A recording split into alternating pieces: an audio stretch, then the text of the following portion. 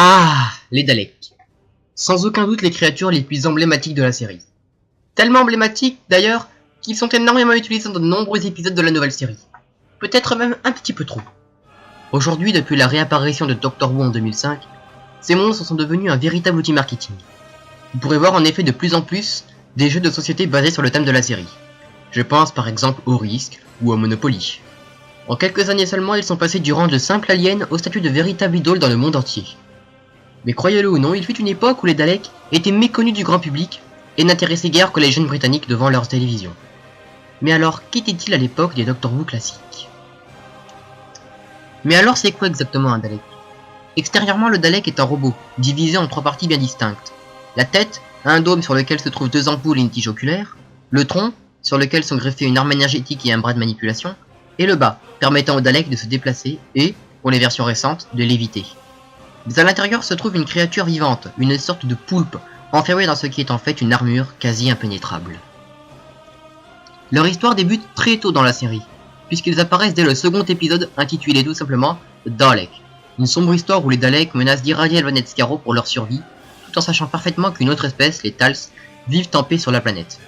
Ces derniers finissent néanmoins par détruire leurs belliqueux ennemis en coupant les sources d'électricité de la planète. Mais même si c'est effectivement leur première apparition, ils ne sont pas encore les Daleks tels qu'on les connaît. Pour exemple, il est aujourd'hui impossible d'abattre un Dalek avec nos meilleures armes à feu. Ils peuvent également résister à une attaque nucléaire. Eh bien figurez-vous qu'à l'époque, en 1963, il était possible de les tuer avec de simples branchages, et de les aveugler avec de la boue. Ian Chesterton, un des compagnons du docteur, réussit même à en extirper un de son armure en l'ouvrant comme une vulgaire boîte de conserve. Vous le voyez, les Daleks étaient à l'époque relativement faibles. Devant le succès de l'épisode dans la culture populaire, il est demandé au scénariste Terry Nation de refaire un épisode mettant en scène les Daleks. Cet épisode est le deuxième épisode de la saison 2, The Daleks Invasion of Earth. Le docteur et ses compagnons se retrouvent à Londres en 2164, sur une planète Terre envahie depuis quelques années par les Daleks. Ceux-ci ont envoyé via des météorites une peste qui a détruit une grande partie de la population, et leur a permis de débarquer sans rencontrer trop de résistance 6 mois plus tard. Le docteur estime dans cet épisode qu'il se trouve dans un passé, avant que les Daleks ne soient totalement exterminés sur Skaro. Les Daleks utilisent les humains afin qu'ils puissent forer le centre de la Terre, le but étant de s'emparer de la planète afin d'en faire un vaisseau. Et finalement les Daleks commandant sur Terre sont tués lors d'une grande rébellion, ainsi que dans l'explosion d'une sonde destinée à forer le centre de la Terre. Après cet épisode, les Daleks garderont plus ou moins la même forme, toujours cette allure de poivrière sur laquelle on aurait greffé deux ventouses et un fouet à pâtisserie. Et curieusement c'est à partir de cette apparence qui permettra aux Daleks de conquérir le cœur des Britanniques. Le fait est que leur design est très innovateur pour l'époque, où la majorité des monstres de science-fiction étaient entièrement biologiques, et que presque la totalité de ces créatures étaient de forme humanoïde. Je prends pour exemple Frankenstein. La partie inhumaine et robotique des Daleks tranchait donc parfaitement avec les acquis scénaristiques de l'époque.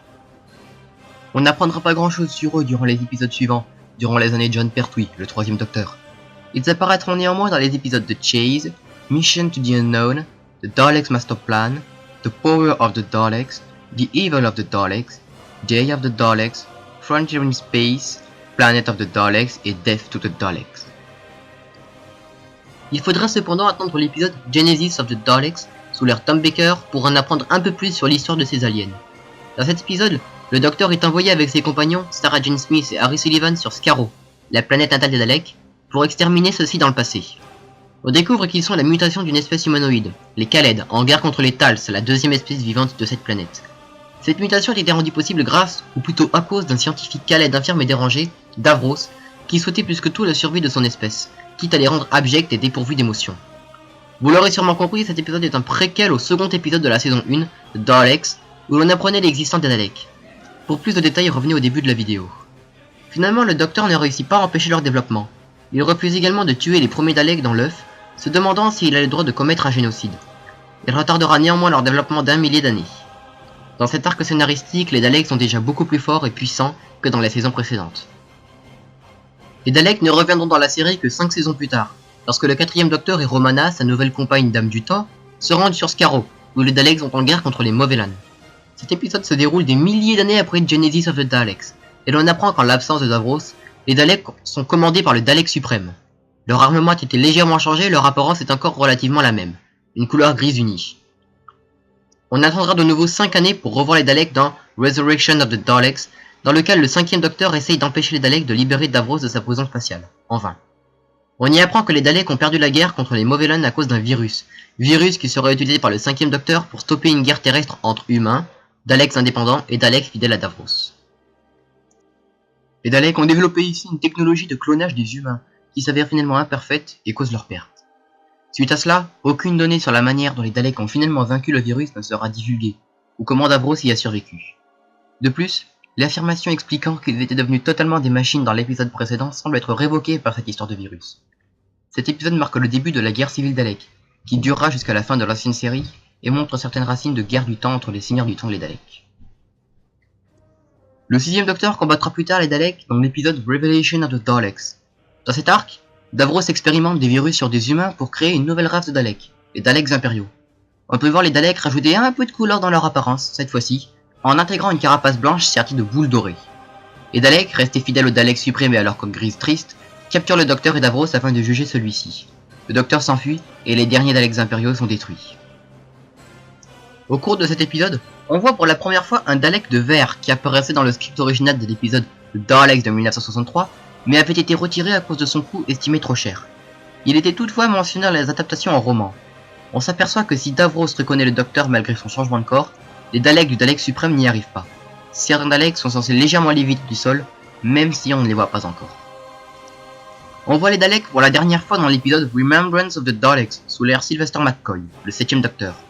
On découvre que les Daleks se sont séparés en deux clans, les Daleks gris, dirigés par le Dalek suprême, et les Daleks blancs dirigés par l'empereur Dalek, Davros. Finalement, un artefact très puissant, la main d'Oméga, est apporté dans le vaisseau mère Dalek. Pour montrer sa puissance, Davros utilise la main sur le soleil de Skaro, main qui avait été bien sûr modifiée auparavant par le Docteur. L'étoile se transforme en supernova et détruit la planète natale de Dalek. Davros réussit à s'échapper, et le Dalek suprême meurt en apprenant la destruction de Skaro.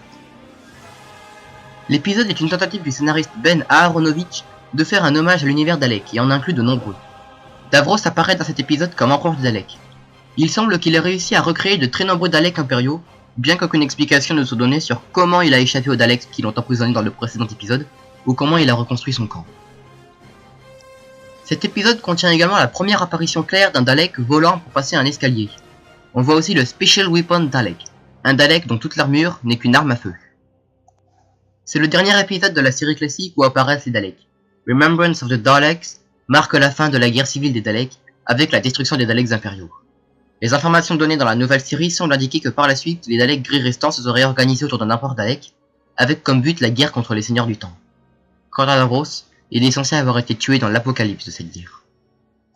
En conclusion, nous pouvons dire que les Daleks de la série classique sont passés par toutes les modes et toutes les esthétiques pour finalement donner les créatures abjectes que l'on connaît aujourd'hui. Ils sont passés du stade de frêles créatures au début des années 60 au statut d'extraterrestres très évolués aux ambitions gigantesques et à l'armement surdéveloppé. Ils se sont fait de nombreux ennemis, dont les Seigneurs du Temps, les humains et les Cybermen, écrasant presque toujours ces derniers. Les Daleks sont, en définitive, et hormis les Seigneurs du Temps et les Gardiens Noirs et Blancs, les créatures les plus puissantes de l'univers. Et ils sont bien partis pour le rester. Encore un peu du moins.